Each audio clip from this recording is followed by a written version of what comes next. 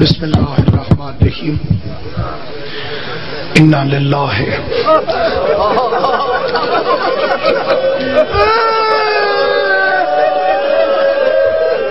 و انا الیہ راجعون۔ مختصر سے وقت میں شبیر کے اس شیر بیٹے کا تذکرہ کرنا چاہتا ہوں جس نے کربلا کی جنگ فتح کر دی۔ شہید محسن نقوی فرماتے ہیں گو جسم کا قد سورہ والناس سے کم تھا،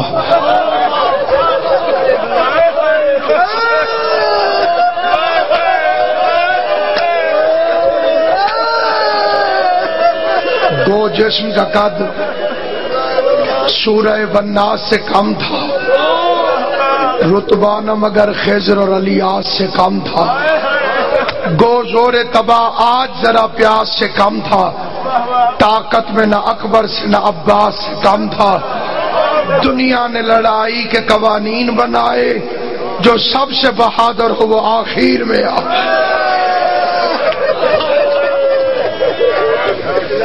10 رجب 60 ہجری شہزادی رباب کی گود میں قرآن ناطق کا آخری پارہ نازل ہوا۔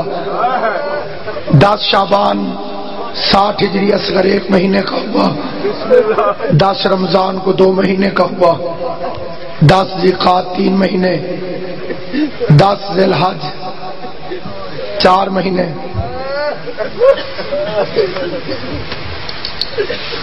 رجب میں حسین نے مدینہ چھوڑ دیا، 6 مہینے اصغر کی عمر ہے، 6 مہینے حسین کا سفر ہے، اصغر کی ساری زندگی سفر میں گزر گئی۔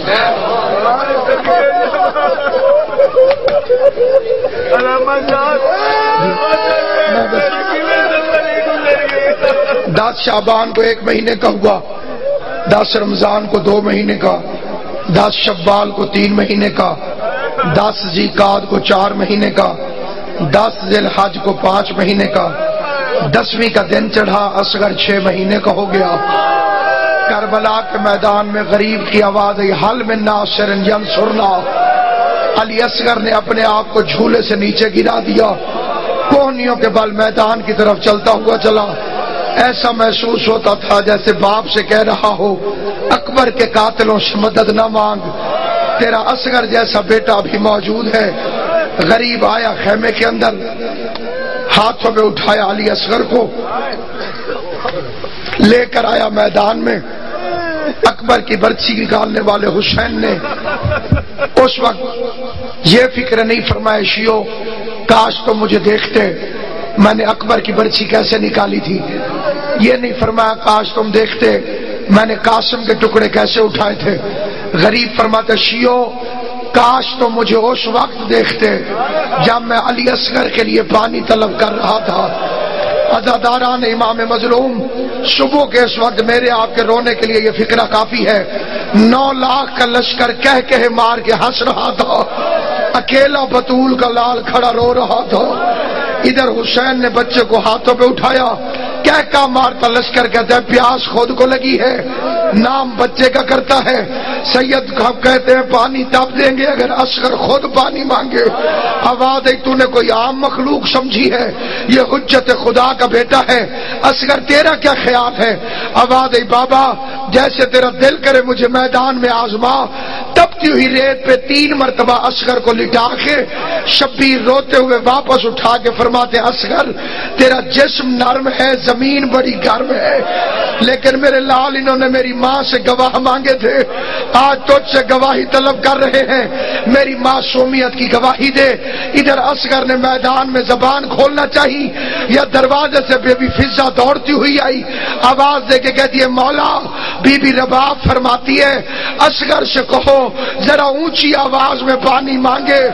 ماؤں کو وہ لفظ بڑے پیارے ہوتے ہیں جو چھوٹی عمر کے بچوں کی زبان سے نکلتے ہیں۔ ذرا میں سننا چاہتی ہوں میرا اصغر بولتا کیسے ہے۔